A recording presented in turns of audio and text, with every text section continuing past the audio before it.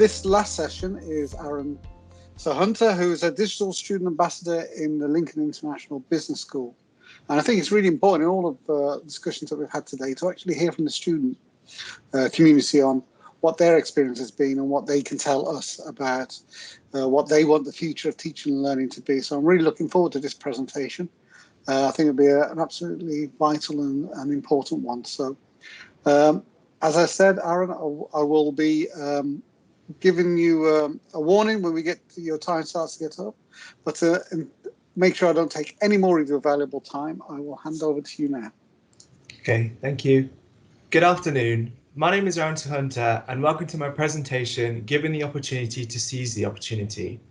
This presentation will discuss blended learning in its current state, linking to what students what they actually expected from university, along with a personal anecdote sharing my experiences with blended learning to generate the positive implications, as well as making a video consisting of day-to-day tips that students can use. So if I just quickly share my screen and we can get this started. So I picked out a couple of recent articles to show how students think about online learning being unfair towards their education, stating how it is not what they were expecting, possibly even far from it, and it is causing effects on other factors such as their mental health in terms of the stress levels that they're getting. Now, as a student, I do agree to a high extent with these articles. The fact that there is a financial input from us to receive a service that is below our expectations does not exactly make university worth a chance. However, I have started university expecting some form of blended learning, blended or online learning, and it got me thinking on what fellow students actually are expecting from of the experience this way. So what I've done here to give an honest sense of what students really expect when studying at university is that I asked 3 students from different categories of courses to get a universal answer as you see here. The factors of what they were looking forward to are the ones that aren't really affected by the introduction of blended learning. The majority of it comes from student engagement and further opportunities. Even though their actual experiences are not exactly as they imagined, their engagement is still there. I remember thinking about similar things before moving to university, and by the time I did move, blended learning was in full swing, which only opened us to more opportunities and made me want to engage more into my work. To which I'll be sharing my personal anecdote on my best experience, which was being in a group project. Now, it all started off with a face-to-face seminar, which was perfect to state what a group project was. This was very early into the academic year, so it was the right time to introduce ourselves to the seminar tutor and other students. And our seminar tutor began with a start activity, as you can see on the left, which was perfect for us to apply any prior knowledge we had on the table. And since there were only 8 of us, it did work really well, as it got all of us engaged to learn more about the subject and what we will be doing.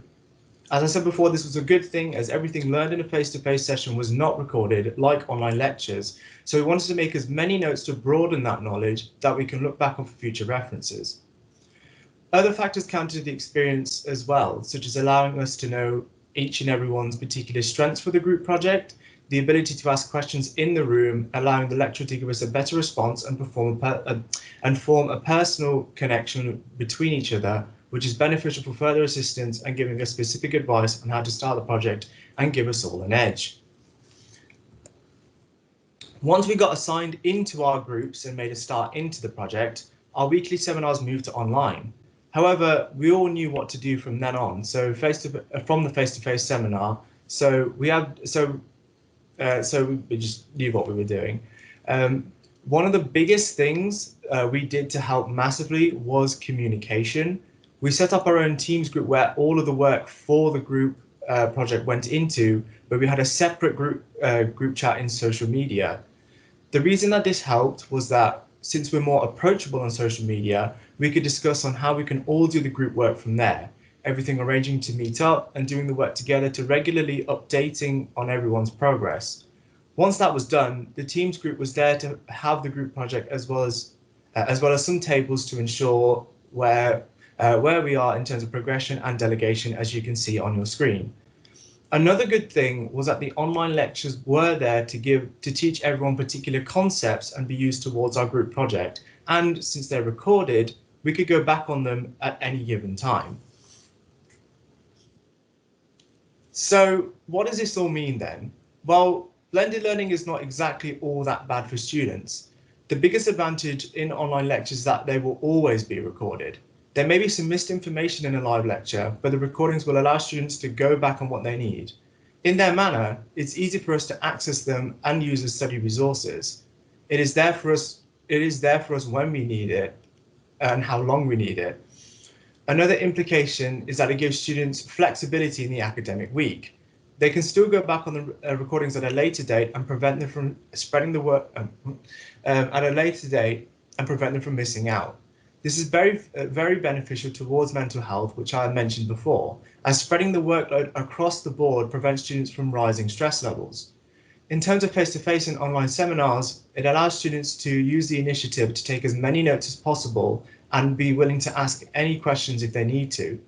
For students to get the best out of blended learning in the ways that I have shown, I made some tips that can be used in a day-to-day basis compiled into a short video, as you'll see here.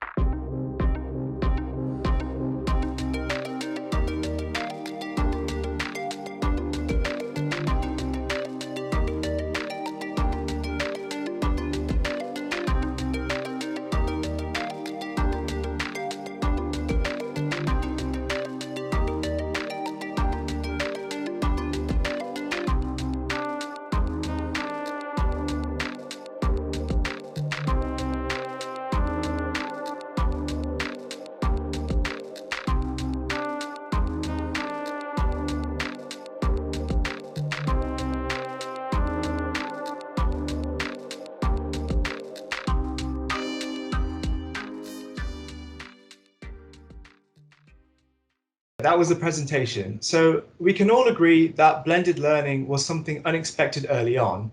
It has taken away some of the original university experience, but for someone who has started university this way, I do think that it does give a new university experience that makes it somewhat worth it. It still gives us a sense of independence that we can work to our own accord while receiving support in return. And if students try to see the reasons and follow the tips in this presentation, they can make blended learning less of a negative thing.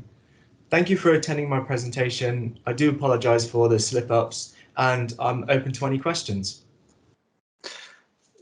No need to worry. We've all been there and you got through it absolutely perfectly fine, so don't worry about that. So if there's any questions people want to ask, please put them in the chat. But the first question I would like to ask you is, there's been a lot of talk about the expectations students will have when they come back to teaching in, after COVID. What's your reflections in terms of what you feel for yourself? I mean, of course, you can't speak for every single student, but you can speak for yourself in terms of what your expectations will be and what you hope and think that from your experience with some of your peers, what their expectations might be.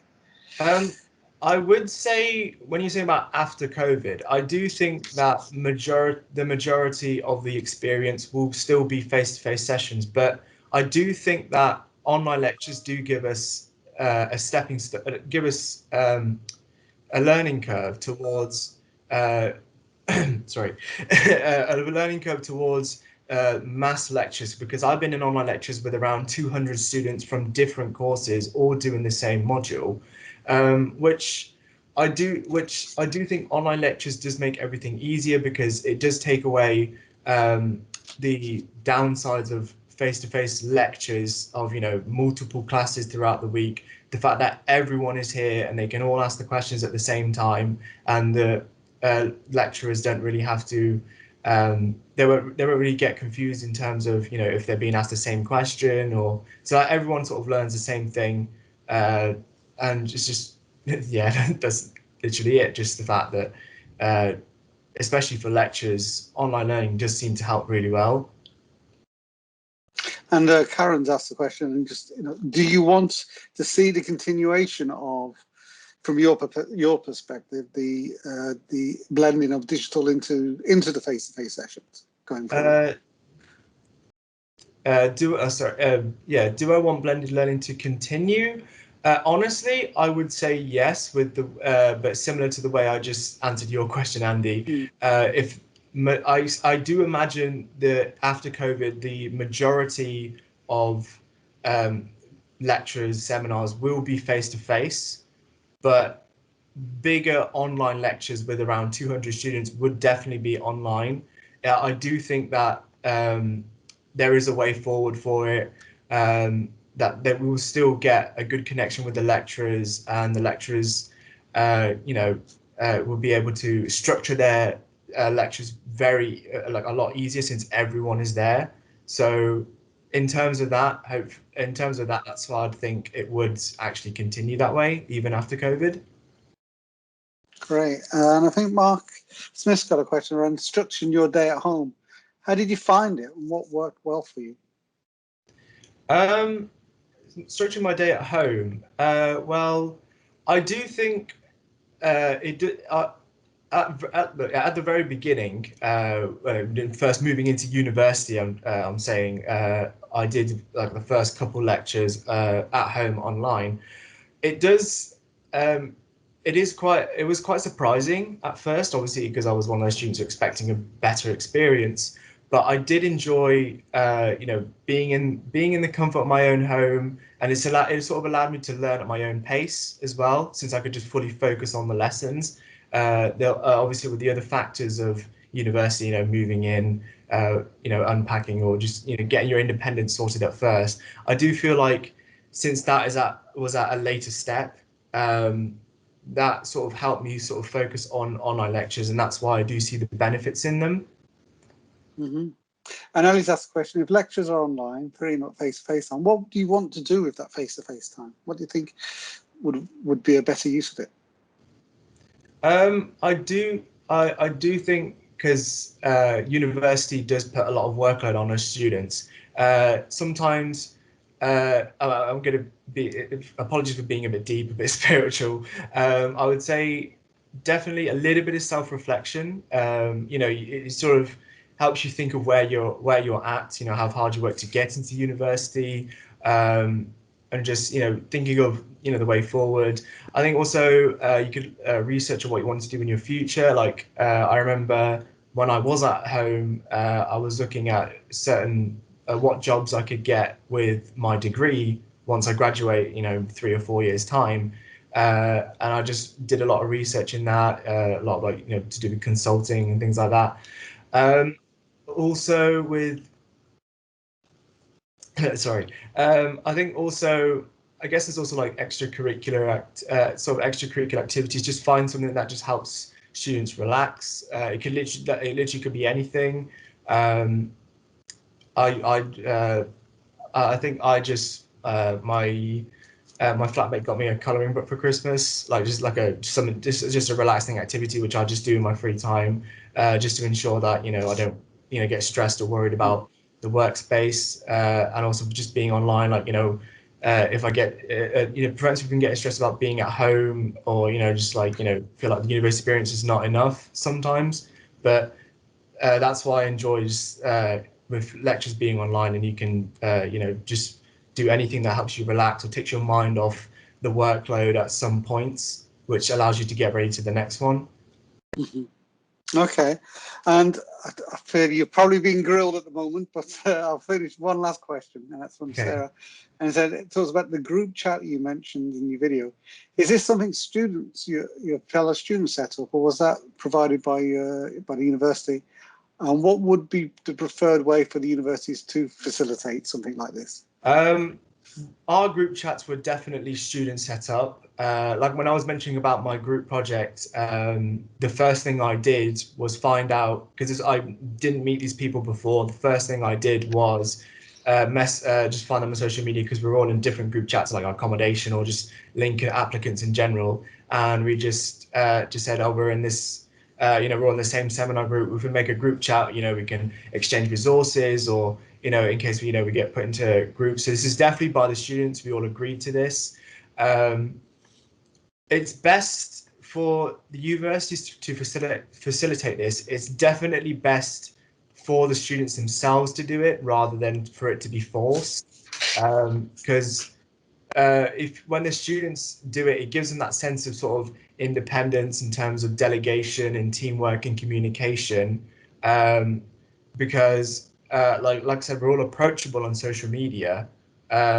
Social media is, sometimes it's students down, like sometimes it's our downtime or things like that. And the fact that we're on it most of the time, if the students make the group chats themselves, then we'll be a bit more approachable. We wouldn't feel forced, and we'll be able to engage in our work better. The Teams group, obviously, that's perfect for professional, because I've had experiences of some of my friends in different groups. They tried to communicate through Teams and it just didn't work, because obviously Teams felt a bit forced. But obviously when we made our own Snapchat or Instagram group chats, that's where we were all a lot more approachable and we were more engaging in our work. Okay, well, thank you very much. That's really been illuminating. I'm sure everyone will join me in thanking you.